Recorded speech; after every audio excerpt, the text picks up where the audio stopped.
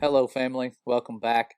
I want to talk about something that caught me off guard. It's one of those things when you're kind of sitting through and looking at all of this end time stuff happen and it's fulfilling prophecies in the Bible as we speak.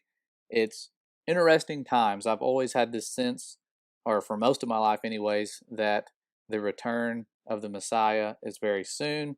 And sure enough, we weren't wrong. My dad's been telling me some a date that has been in my mind for a while, and we haven't put that out there yet and gone public with it. It does relate to the message video we've shared in the past, and we need to address again because it goes way deeper. I'm believing that my dad might be onto something. My wife also came to the same conclusion on her own, and so it's very strange that the end might be much closer within a few years than most of us had anticipated. And you can see with everything speeding up that that's probably the case. Now, I'm sure most of you have seen this Abramowitz commercial here, or you've heard of it being deleted after it had like 24,000 plus dislikes to maybe, not even 1,000 likes over here, because everyone knows in the truther community who this is, what she does and stands for, and they were exposing that. And Microsoft took it down. They said later on that, oh, there was a bunch of conspiracy theorists saying we promoted Satanism and there's no evidence that this woman here is a Satanist. Well, that's a lie. And if that was true, if there was no evidence and there's a bunch of conspiracy theorists, why take it down in the first place? But they did, and they stand behind their actions of taking it down. But after that commercial was taken down, someone shared this picture here of these two Satanists right here. One's more of a well-known figure that most people know of right here, the Rothschild family here. And the painting behind them wasn't as well known. I hadn't seen this until this picture surfaced.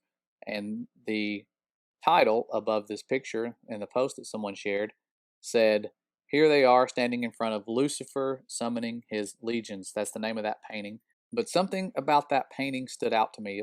Perhaps it was the way the face was illuminated, and I looked at it a little closer and almost had like one of those flashbacks to where have I seen this before? And the Statue of Liberty popped into my mind. Everyone's seen this iconic statue, even if you're not from America. It's very famous. It's world known, and its origins have been said, from what I was told when I looked into this years ago, that the maker of the Statue of Liberty was wanting to use the pagan goddess Isis or Ishtar to make a statue of that pagan goddess and bring it to America. And that was okay. I could understand that, Mystery Babylon type of stuff. Makes a lot of sense. But I looked really close at this and some things came to mind. Not just the fact that these two look nearly identical, that there may be something a little deeper than the whole Ishtar or Isis story. There could be something a little deeper than the surface level research. And that's the conclusion I'm drawing, and you'll see why here in just a second as it relates to the word. But these are almost copy and paste images here. Even the biceps, it looks like they went to the same gym, the same muscle definition right here. You can see the face, the eyebrow structure, the eyes, everything, just the posture. But it gets really weird when you look at the feet of the Statue of Liberty. Even the feet have the exact same pose as they do in the painting. You have the right or the left foot forward and the right foot sort of tippy toeing right here, like you're pushing off of it. And if you look at the front foot, there it is, left foot forward, and the right foot right there, just like it is in the painting. You can see that. But the chain is what set off sort of the light bulb reaction where something is up. Something's up with this chain, and it has nothing to do with America breaking free from chains of all that nonsense. It's biblical. Right here, Jude chapter 6, and there's other verses that relate to this, even like in the book of Enoch, you can find stuff like this. But it says, "And the angels which kept not their first estate but left their own habitation. He hath reserved in everlasting chains under darkness unto the judgment of the great day. Bound in chains, these angels. And then you have Lucifer summoning his legions.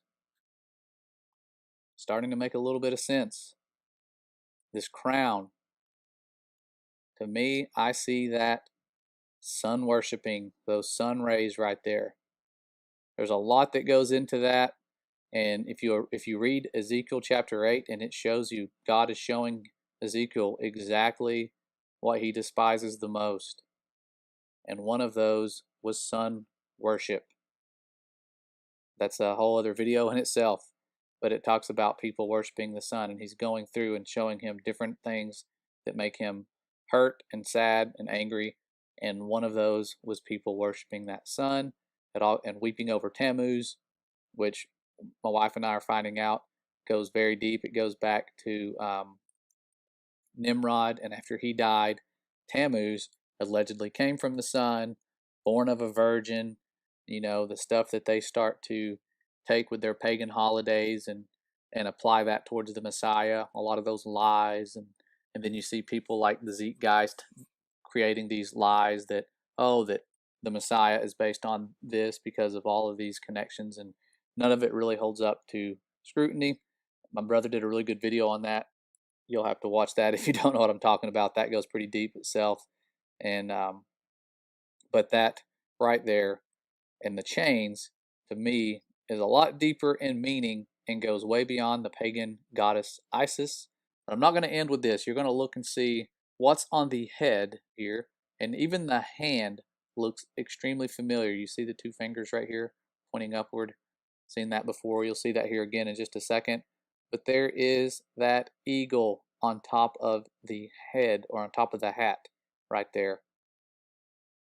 Very familiar because we bear that mark on our currency, and we're about to get into that digital currency, possibly the ones mentioned recently that you guys have seen videos about, the cryptocurrency, the digital currency with the no joke 666 right there in the patent number. Lots of people have done videos about that. You can look into that if you want. I'm not going to go deep into that. That's another visible prophecy being fulfilled right before our eyes. It is to come.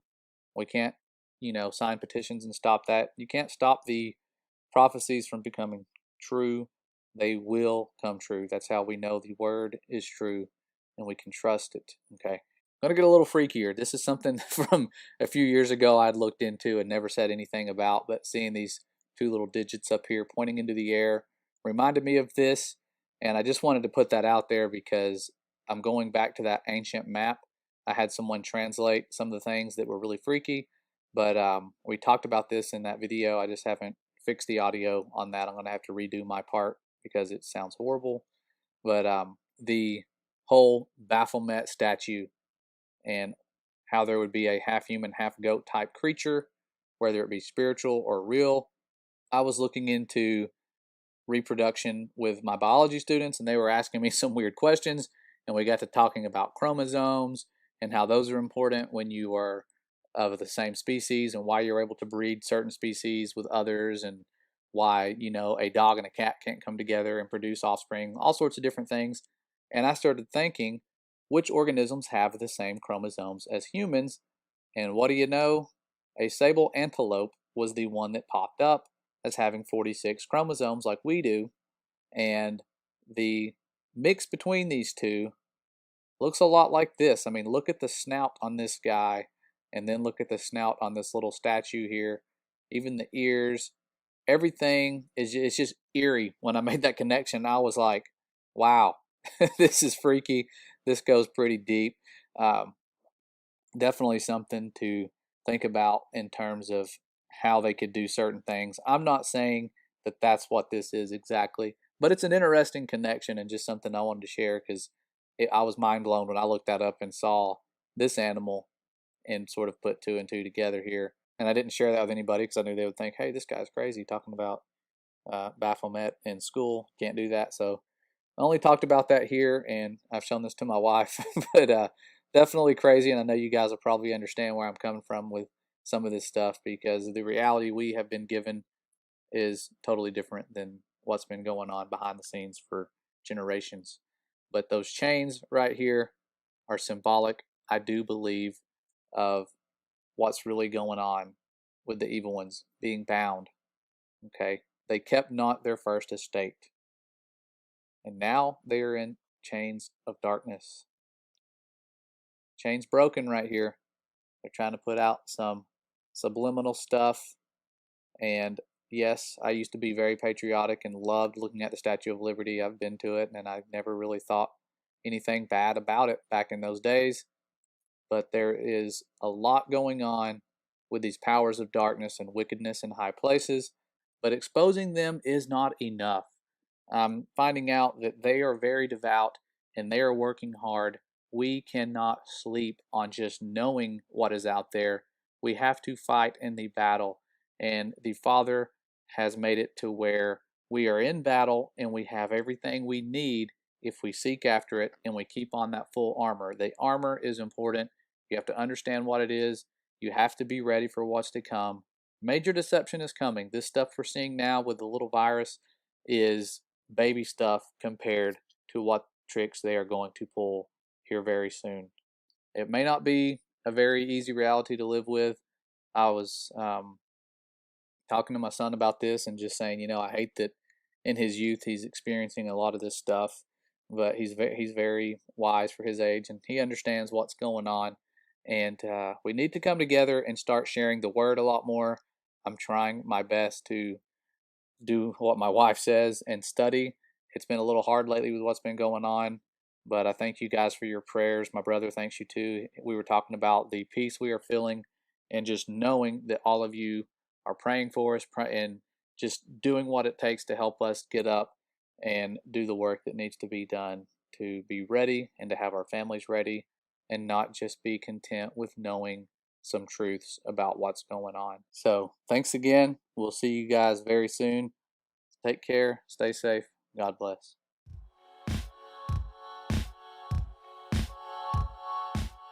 I can subscribe. I love you.